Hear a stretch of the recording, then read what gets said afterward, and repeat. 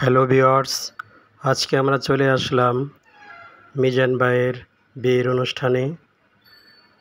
Gate অনেক সুন্দর করে সাজিয়েছে, খুব ভালো লাগছে দেখতে।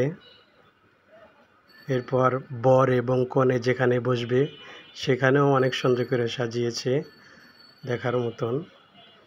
কমিটি সেন্টারটাও অনেক সুন্দর।